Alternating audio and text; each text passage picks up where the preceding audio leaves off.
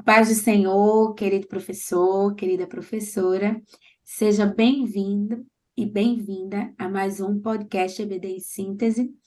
A paz do Senhor, professor Douglas Nilson, professor, a paz do Senhor com a Ingrid. Pai do Senhor, meus irmãos. Pai do Senhor, professora Ingrid, professora Manuela, e aos professores que nos acompanham em mais uma jornada. Hoje, estamos aqui com vocês para conversarmos um pouco sobre a lição de número 10, que tem por título o batismo no Espírito Santo e a santificação do crente. E, professores, quais são as considerações de vocês sobre essa temática que vamos tratar na lição de número 10 da classe de pré-adolescentes? Bem, eu acho super importante falar sobre a santificação, porque uma evidência de que alguém está cheio do Espírito Santo é que ele busca a santificação, né? Nós vivemos em busca da santificação diariamente. O próprio Jesus disse para sermos santos como ele é santo. Então, o padrão é de perfeição, né? O padrão é alto. E é muito importante, desde novinho, né, os pré-adolescentes entenderem isso e saberem como é que eles podem viver uma vida de santificação, o que é se santificar, o que é ser visto e reconhecido como alguém que é cheio do Espírito Santo. Baseado até na lição, texto dessa aula, que fala de Efésios 5, 18 ao 21, o comentarista ele vai reforçar isso que a professora Ingrid disse, né, que a santificação é um processo contínuo na vida do crente e é sobre isso que nós vamos discorrer ao longo dessa aula. Isso mesmo. E aqui, professor, lembrar dos saberes escolares, então, também ter essa vida devocional, de consagração, ore pelos seus alunos, não só se tratando desta temática, mas para essa temática, tenha momentos de oração, de preparo para esta aula, e orem também, estamos quase no finalzinho da lição, para que seus alunos sejam batizados, transformados aí diariamente pela palavra e pela ação do Espírito Santo neles. Então, essa lição ela vai ter como objetivo entender que Deus é santo e exige a consagração dos seus filhos, apontar que a comunhão com Deus requer o abandono do pecado e, por fim, ressaltar que o Espírito Santo auxilia o crente na santificação. Dentro desses objetivos estão os tópicos da lição e que, ao final, o aluno ele precisa praticar, esta lição, esta palavra, este ensino a sua vida. De que maneira? Através dos saberes escolares, a gente vai ter uma sistematização de como ele pode fazer isso. E quais são os saberes escolares para esta lição, professora Ingrid? São 6, né? O primeiro é que Deus fica feliz quando vê um filho dele obediente e dedicado à sua obra. Segundo, obedecer é um princípio bíblico muito importante para uma vida abençoada. Terceiro, aquele que produz o fruto do Espírito desenvolve um relacionamento de unidade com Cristo. Quarto, o Espírito Santo santifica as nossas vidas. Quinto, além de ter os dons, é importante também ter o fruto do Espírito. E o sexto e último, quem vive pecando não pode ser amigo de Deus, pois ele é santo e exige santidade. Bem, então, primeiro, professor, você pode. Estávamos conversando, inclusive, aqui entre nós, né? A lição é um pouco curta, apenas aí 2 páginas, mas isso não lhe impede de retomar alguns assuntos com o seu aluno, né? Que é, primeiro, perguntar a ele o que é mesmo o batismo no Espírito Santo. Em seguida, dar continuidade a esse estudo, falando, perguntando a eles o que é a palavra santificação, se santificação é a mesma coisa que ser santo. Então, fazer esta relação também. E aqui, você já pode até introduzir, que o batismo no Espírito Santo, ela é uma experiência que aproxima o cristão do céu mágico e qualquer outra coisa. Mas por quê? Só ser batizado no Espírito, Isso é uma frase retirada do livro, né, de pneumatologia, de Gutierrez Siqueira, que eu já sugeri em outras lições. Então, mas essa experiência, ela nos aproxima do céu, mas é só isso? E aí a gente vai ver um pouco sobre essa vida de consagração a Deus, que é uma vida de devoção, é uma vida em que o uso dos dons espirituais é para a obra de Deus, né? A santificação do crente, ela é algo indispensável para uma vida de comunhão com Deus e serviço em sua obra. Então, para que eu evidencie, né, esse momento, essa comunhão com Deus, estar cheio, como a irmã Ingrid falou, ter o reflexo dessa ação do Espírito Santo em mim, em nós, em você, através de quê? Da minha relação com Deus, do meu relacionamento com Deus, da dedicação ao Senhor, em sua obra. E aí, por isso que entra também a obediência, né? Não dá para viver uma vida de santificação sem ser obediente. É fundamental a obediência nesse processo. Então, falando deste primeiro tópico, uma vida consagrada a Deus, e aí esse subtópico dedicado ao Senhor, professor Douglas Nilson, o que nós vemos aí neste tópico? Voltando à temática principal da nossa lição, que aborda a questão da santificação. E a santificação, ela faz parte da vida cristã. No momento em que nos decidimos por Cristo, ali nós vivemos um processo duplo de santificação, se é que podemos dizer assim. Uma santificação instantânea, ou seja, o momento em que todos os nossos pecados são perdoados, Jesus, o Senhor, nos justifica diante do Pai, nós somos reconciliados com o Pai, somos adotados na família de Deus. Mas a partir daquele momento começa um novo processo de santificação que nós chamamos progressiva. E é essa santificação que vai permear toda a vida do crente, por toda a terra, porque nós nunca vamos ser totalmente santos, mas nós vamos caminhar em uma busca de santificação, e essa busca não é para sermos melhor do que o outro, é para parecermos com Cristo, porque esse é o propósito da nossa vida. Então, o primeiro tópico ele vai falar de uma vida consagrada a Deus, e talvez o nosso aluno imagine que ter uma vida consagrada a Deus está centrado em algumas pessoas específicas. É um pastor, é um missionário, é alguém que fez um voto, mas a vida consagrada a Deus, ela é alusiva a todo crente, e independente de idade, o adolescente, ele deve ter uma vida devotada a Deus. E a lição vai apresentar como referência Samuel, que já ainda na fase da transição, digamos assim, e muito pegando a faixa etária dos alunos, e toda uma vida, Samuel foi alguém que teve uma vida devotada a Deus. E ele não viveu inconstâncias. Nós não vemos no texto bíblico Samuel inconstante, dizendo, será que valeu a pena? Será que vale a pena ter uma vida devotada a Deus? Não, ele simplesmente entrega-se nesse chamado, nessa ação de servir ao Senhor, e toda uma vida dedicada, e muitas vezes, e isso são prerrogativas, porque a vida devotada a Deus, ela envolve o quê? Deus, ele está em primeiro lugar em nosso viver. Então, eu vou estar dedicado ao Senhor, e nesse aspecto de dedicação, Deus ele é primazia na minha vida.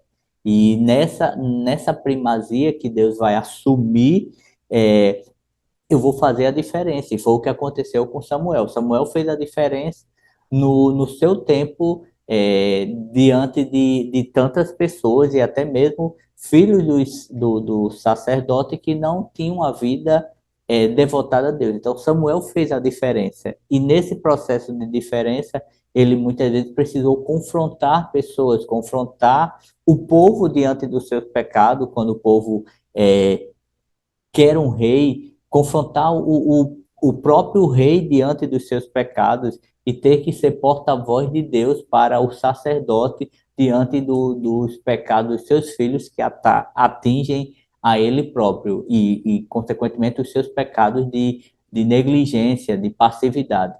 Então, a vida devotada é uma vida que busca continuamente agradar a Deus. Em linhas gerais, seria isso. Já o subtópico, né, o B, vai falar sobre obedecer ou sacrificar. Talvez os pré-adolescentes, se você fizer esse questionamento, eles tenham, né, algumas colocações sobre e opiniões e talvez até situações que já vivenciaram sobre o obedecer e o sacrificar. Pelo menos na minha infância e adolescência, né, era algo que minha mãe falava muito para mim, né? Então, não só isso, mas nós ao longo da Bíblia, né, nós vamos ver também momentos de experiências ali, de histórias, narrativas, de personagens, em que vai nos ensinando sobre andar em obediência ou ir em desobediência e quais são aí essas consequências. Então, nós vemos, como o professor Douglas Gilson já falou, né, que ele vai trazer como exemplo Samuel e vai citar, né, que ele é alguém que os pré-adolescentes podem pensar que os personagens da Bíblia, por viverem em outro momento, era bem mais fácil, bem mais normal, né, seguir as regras, obedecer, quando na verdade não é. O obedecer a ele faz parte de uma decisão do coração. Então, ali ele vai trazer essa experiência que Samuel tem e que muitas das vezes o obedecer vai justamente, exatamente, contra aquilo que nossa carne deseja, contra aquilo que nós queremos, contra o nosso eu. Nessa decisão de obedecer, de seguir, né, segundo ali conforme as Sagradas Escrituras. Então, nós vemos, e aqui você pode trazer situações reais, em que eles podem fazer essa relação entre obedecer ou sacrificar. Já o tópico C vai falar sobre a vida consagrada. Professora Ingrid. Bem, nesse momento, nesse tópico, é interessante o professor, né, questionar os alunos, perguntar o que para eles é ter uma vida consagrada. Consagrada a quem? Como é essa consagração? Os professores falaram aí sobre a vida de Samuel e mencionaram a questão deles terem como mau exemplo, né, os filhos do profeta ali. E, com certeza, os alunos também, né, nessa faixa etária, devem ter um mau exemplo em casa, às vezes na escola. E como eles se comportam diante disso? Como é que eles podem agir? Como é que eles podem buscar santificação? Como é que eles podem buscar uma vida consagrada diante desse contexto? Samuel, na história dele, ele não se deixou corromper. Ele cresceu ali com um homem que criou os filhos, né? E estava ali cuidando, instruindo Samuel também, mas os filhos se desviaram do Senhor, os filhos pecaram, mas Samuel não seguiu o mesmo caminho. E perguntar para eles o que eles acham que é ser cheio do Espírito Santo. Como é que eles podem se encher do Espírito Santo? Que tipo de atitudes eles podem ter, né? A questão da obediência e do sacrifício. Deus, como é o tipo de obediência que Deus quer? Uma obediência cega, que você faz só por obrigação. Eu vou obedecer aqui porque Deus quer, né? Então eu vou fazer. Ou Deus quer uma obediência por meio de um relacionamento. Então, assim, para ter uma vida consagrada, eles precisam entender que eles precisam ter relacionamento com Deus. Não tem como ter uma vida consagrada ao Senhor sem se relacionar com o Senhor. E como é que eles podem se relacionar? Com as disciplinas espirituais, né? Buscando o Senhor através da palavra, meditando na palavra, lendo a palavra, orando, porque a oração é uma conversa com Deus e eles vão ter relacionamento e intimidade à medida que eles conversarem com Deus para estabelecer esse relacionamento, que não é que não é de um dia para o outro, né? É com o tempo. Então eles precisam entender isso, entender o que é jejum, o que é fugir do pecado, como é que eles obedecem à Bíblia, como é que eles podem ler ali um trecho da Bíblia e meditar e pensar naquilo, e tentar praticar aquilo. Então, assim, o Senhor é santo, né? Como a gente já falou aqui. E ele diz, sede santos como eu sou. Não é para imitar ninguém, como já foi mencionado. Não é para ser, eu vou buscar a santificação para ser melhor do que o meu coleguinha. Não. Você vai buscar a santificação porque o Senhor disse para você buscar, para você imitar Ele, procurar ser santo como Ele é santo. Então, o padrão é bem alto, porque é o padrão de Cristo. E para ir imitando Cristo, né, nós vamos estar nesse processo de santificação, buscando santificação. Para imitar Jesus, a gente tem que conhecer Jesus para saber como é que a gente imita. Então, para isso, professor, incentive o aluno a ler a Bíblia, a orar, mostre que a vida com o Senhor, né, a vida cristã, ser crente, não é só ir para a igreja. Né? A gente vai para a igreja, a gente está ali junto com os nossos irmãos, cultuando, aprendendo na EBD, mas eles precisam cultivar um relacionamento com o Senhor. E é através da leitura bíblica, da oração, do jejum, para justamente buscar a santificação. Né? O Senhor escolheu os alunos, nos escolheu para ser um povo separado. E para ser separado, a gente tem que ser diferente do padrão do mundo. Mesmo, né? E em resumo a este primeiro tópico, nós vamos ver através da vida de Samuel que a vida com Cristo, né, a vida cristã, ela é diferente, porque é moldada pelo Espírito Santo, é transformada em nós pelo poder deste evangelho. É a vida que deixa todas as coisas do mundo para trás. E aqui nós vamos explorar mais esse abandonar, rejeitar as coisas deste mundo no tópico 2, quando vai falar sobre o abandono e a rejeição ao pecado. Então, aqui, vamos ver a relação, né, que tem o problema com o pecado. Então, Deus espera que nós abandonemos o pecado, não só nós, como os próprios pré-adolescentes. E aí você pode já começar perguntando, mas o que é o pecado? Ou como o pecado entrou no mundo? E está ali começando essa discussão para entrar a discussão sobre qual é o problema do pecado, né? Que a lição aqui vai trazer. Então, professor Douglas Gilson, como apresenta o problema do pecado? Voltando a Gênesis, no capítulo 3, que é o primeiro momento terreno em que vemos o pecado a partir do primeiro casal e as consequências desse pecado que permeia por toda a vida terrena. Então, o ato de desobediência do primeiro casal, ele trouxe para todos nós, independente de raça, de cor, de nacionalidade, de condição financeira, independente se é filho de crente ou não, todos nós somos pecadores, porque a Bíblia diz todos pecaram, e não é só por ter pecado, nós em termos pecado, em termos essa natureza pecaminosa, estamos primariamente destituídos da presença do Deus Santo. E somente em Cristo é que é possível nos reconciliarmos com o Pai. Por isso que nós enfatizamos bem a doutrina do pecado, porque não é uma coisa simples que muitas vezes alguém diz, mas foi um pecadinho, e isso é besteira, Deus entende. Deus nunca vai entender o pecado.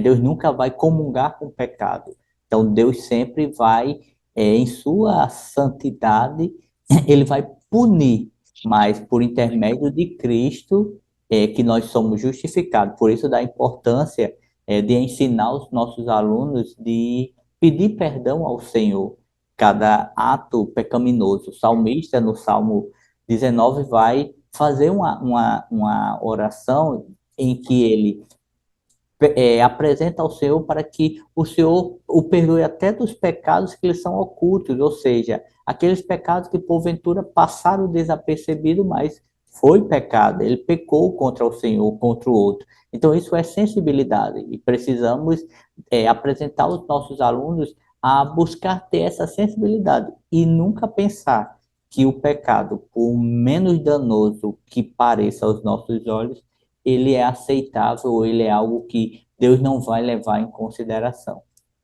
Mesmo, né? E o mais interessante é que, complementando essa ideia vem exatamente o controlados pelo Espírito.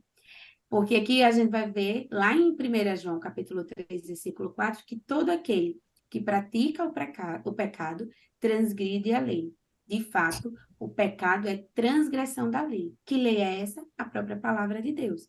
Porque aqui a gente vai ver que aquele pecador que se arrepende dos seus pecados, que entrega o controle da sua vida a Deus, o pecado não vai mais exercer o domínio sobre a sua própria vida.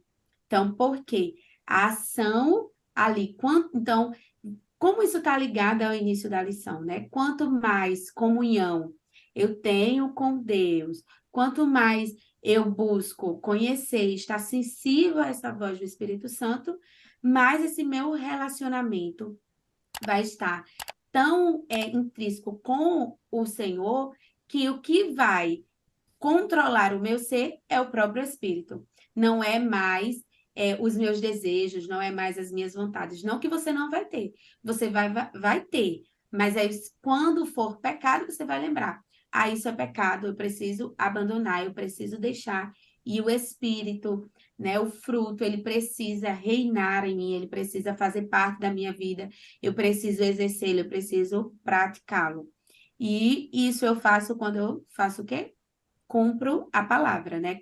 Vivo conforme as escrituras, vivo conforme os ensinamentos. E aqui é interessante, professor, sempre traga um exemplo prático para o seu aluno, né? Sempre mostre como ele pode estar fazendo essa aplicação em sua vida. Por exemplo, é muito natural nessa idade a mentira.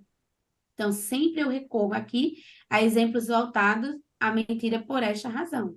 Então, é interessante você colocar, né, que a mentira, aquele que mente, não tem parte com Deus. A própria palavra vai falar. E aí você pode buscar esses versículos para estar mencionando ao aluno e falar que justamente este que peca está indo contra uma lei do Senhor, desobedecendo a sua palavra, logo está indo contra o próprio Deus. Então, não teria parte com Deus, né? Não estaria próximo de Deus. Então, quem estaria controlando o seu ser? A sua própria vontade, a sua própria decisão de, não, sobre isso eu vou mentir, eu não vou falar a verdade.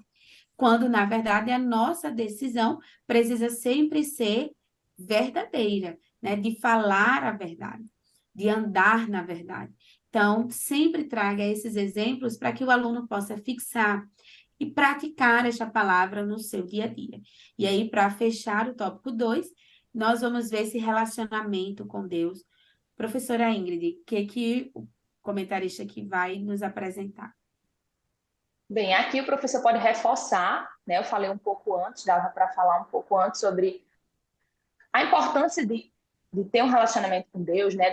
Dos pré-adolescentes investirem no tempo com Deus, de se relacionar, conhecer o Senhor, e falar que o pecado, ele nos separa de Deus, né? Como o irmão Nilson já mencionou aí, o pecado nos separa de Deus. Quando Deus colocou o homem no jardim, ele queria relacionamento. Lá em Gênesis fala que o Senhor visitava Adão sempre na virada do dia. Então ele estava ali conversando, ele estava ali se relacionando com Adão.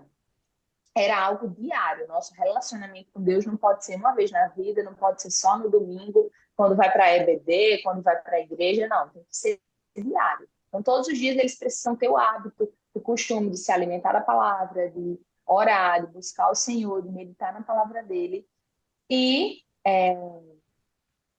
esse relacionamento foi restaurado a partir de Cristo, né? Com o sacrifício de Cristo, nós temos hoje um relacionamento novamente com Deus, né? Nós temos essa oportunidade de nos relacionarmos com Deus. E uma vez restaurado esse relacionamento, Deus espera que o cristão seja dedicado para conhecê-lo, para se aproximar dele. Quanto mais próximo nós estivermos do Senhor, mais fácil será discernir a voz dele quando ele falar conosco, né? Então, ele espera isso de nós. Relacionamento. A gente se aproximar dele, a gente buscar uma vida de santidade, de obediência, buscar imitar o Senhor e rejeitar o pecado. Quanto mais próximo de Deus a gente tiver, mais fácil será rejeitar o pecado. E quando a gente se apega ao pecado, isso nos afasta de Deus. Então, São caminhos contrários. Não tem como viver uma vida de pecado e viver com o Senhor. Ou você escolhe Cristo, ou você escolhe seguir no caminho oposto para uma vida de pecado. Né? Então, eles precisam estar cientes disso. Isso mesmo. Então, resumindo esse tópico 2, nós vemos que uma vida de santificação ela está relacionada com uma dependência de Deus, com uma rejeição genuína do pecado, com semelhança a Cristo, com uma vida devocional, com relacionamentos cristãos firmes, com separação do mundo, valores cristãos, identidade cristã, com também vai ter, nós vamos ver, sofrimento, testemunho, perseguição, né? Não aqui necessariamente, mas dentro desse contexto de busca a uma vida santificada, né? Uma vida de contínua santificação. E aqui, para finalizarmos o estudo desta lição, nós vamos para o terceiro tópico, que vai falar sobre a presença genuína do Espírito Santo na conduta diária. Então, aqui vai falar sobre a produção do fruto do Espírito através da santificação. E aí cabe, professor Douglas Nilson, antes de entrar no tópico, o que por que a santificação é necessária? O que você poderia nos dizer? A necessidade da santificação é porque nós estamos numa caminhada de imitação a Cristo. E se nós temos esse alvo, nós temos o alvo de cada dia parecer mais com Cristo, então não há outro meio de parecermos com Cristo se não for através da santificação. Então, a santificação não é algo para mim, no sentido de que eu vou ficar mais conhecido, mais famoso. A santificação é algo que vai fazer com que as pessoas vejam Cristo em mim de uma forma mais nítida. E quanto mais as pessoas veem Cristo em mim, mais esse processo de santificação está sendo levado a sério da minha parte para com o Senhor. Isso mesmo. Por que essa pergunta, né? E aí você pode até fazer aos seus alunos, porque ele vem falar sobre a batalha do crente. E qual é essa batalha do crente, professor Douglas Nilson?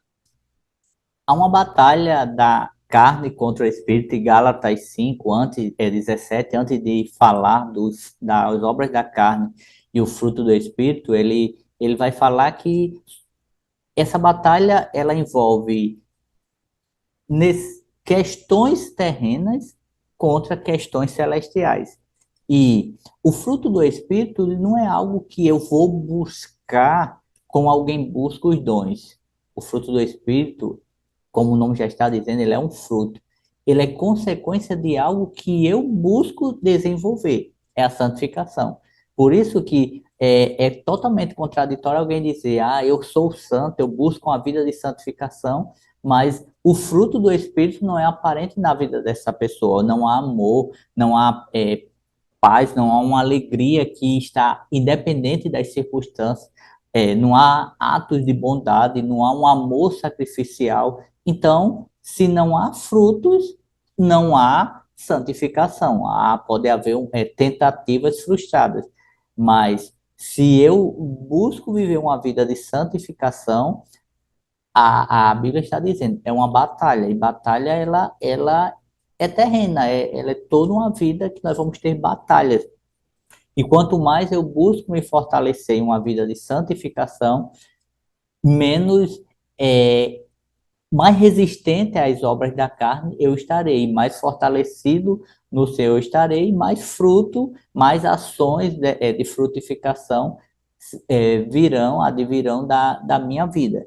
Então, essa batalha, ela faz parte da nossa caminhada terrena e não tem um outro meio de vencê-la se não for fortalecido no Senhor. Por isso que o fruto do Espírito não é algo para quem não é crente, porque quem não é crente, ele não vai ter como desenvolver o fruto do Espírito. Alguém pode até dizer, aquela pessoa é muito bondosa, é muito amorosa, mas se a pessoa não é rendida a Cristo, não é crente na pessoa de Cristo Jesus, ela não pode desenvolver o fruto porque é do Espírito. E se a pessoa não tem o Espírito, não tem como ter um fruto que é advindo dele.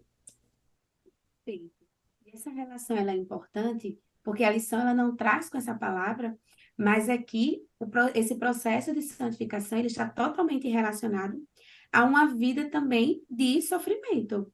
E aqui, né, o sofrimento, ele envolve uma ação pedagógica, né, porque ali vai haver um crescimento, muitas das vezes, essa questão do negar a mim mesmo, né, no sentido de amor ao próximo, de ajudar, de ser paciente, de ser longânimo. Então, tudo isso vai ter uma relação em que eu vou deixar, né, essa minha vontade, deixar essas obras da carne para viver esse fruto do Espírito. Não só isso, mas também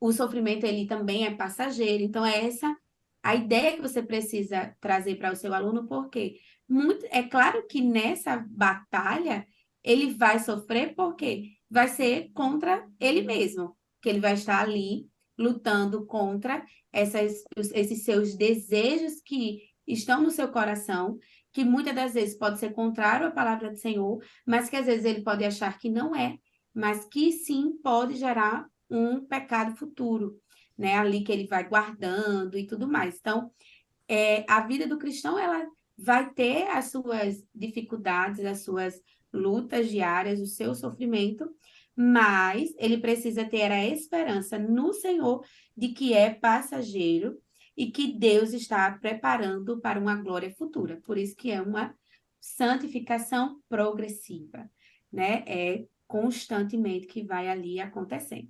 E finalizando aqui o tópico B, que o tópico vai falar sobre sermos imitadores de Cristo, professora Ingrid? Bem, aqui nós vamos falar sobre imitar Cristo. E para imitar Cristo não tem como se a gente não buscar essa santificação, se a gente não buscar progredir nessa santificação, né?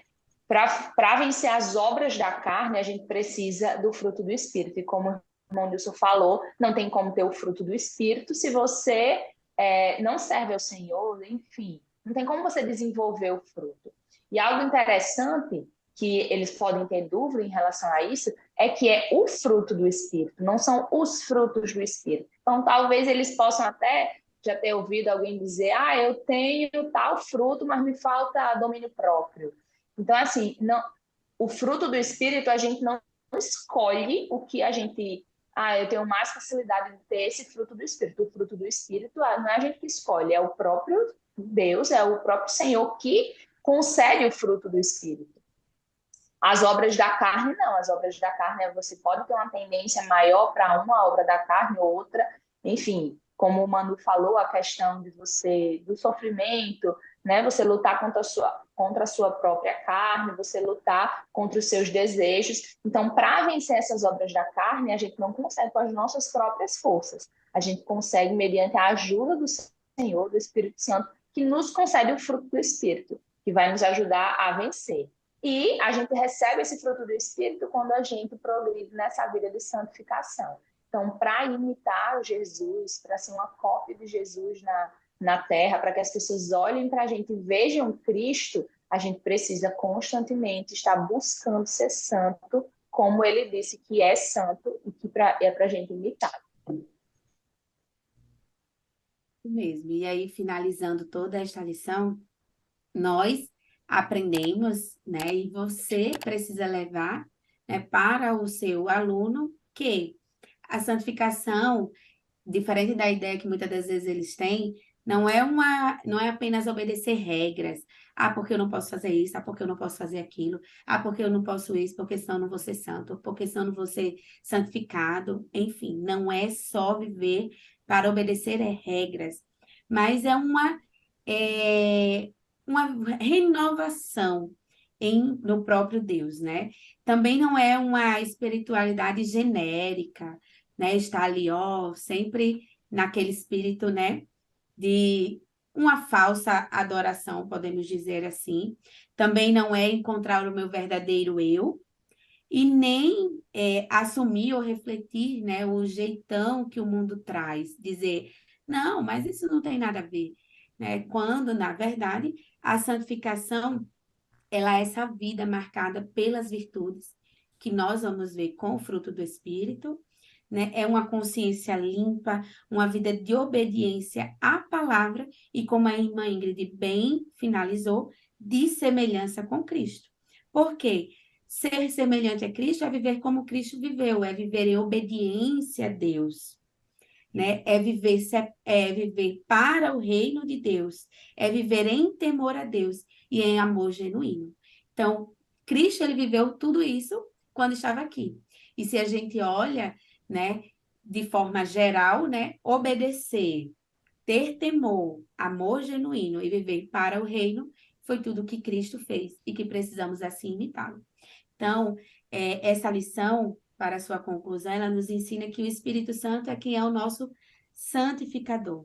É através dele que podemos nos tornarmos mais e mais parecidos com Cristo a cada dia. Então, esse processo de santificação, como já falamos, é contínuo durante toda a nossa vida. Sempre devemos buscar viver segundo a vontade de Deus, em temor a Ele e nesta vida, nessa busca diária pela vida de santificação. Desde já, né, agradecemos a sua participação. Que Deus continue abençoando o seu ministério, que você continue se permitindo ser um instrumento nas mãos de Deus para abençoar outras vidas, para ensinar, para levar esta palavra. Desde já agradeço à direção do DENEC pela confiança, a participação do professor Douglas Nilson, da professora Ingrid, que Deus continue também abençoando vocês. Podem fazer suas considerações finais. A paz do Senhor, meus irmãos, agradeço, né, por essa oportunidade única de estarmos aqui, acrescentando, né, para o reino de Deus, meditando na palavra do Senhor. Continuo incentivando, estimulando os professores a orarem com seus alunos, né, no início, no final da aula, para que eles busquem o batismo com o Espírito Santo, né, que eles entendam a importância de imitar Jesus, de procurar ser como Cristo, de obedecer ao Senhor, de buscar uma vida de santificação, como eles podem fazer isso, como o Manu falou, dar exemplos práticos do que eles podem fazer no dia a dia deles para buscar uma vida de santificação e continuar orando e incentivando para a gente crer, né, que o Senhor batiza, que o Senhor pode fazer e que vocês possam testemunhar de muitas bênçãos durante essas aulas, né, até o fim do trimestre, que vocês possam testemunhar de muitas bênçãos na vida desses pré-adolescentes. Eu quero também reforçar, estamos caminhando para o término desse trimestre. Muitas coisas foram ditas ao longo dessas lições, hoje é a 10ª lição, mas é importante o professor, como a professora Manuela sempre fala, sempre fazer um reforço daquilo que foi trabalhado, porque daqui a algumas semanas nós iniciaremos um novo trimestre.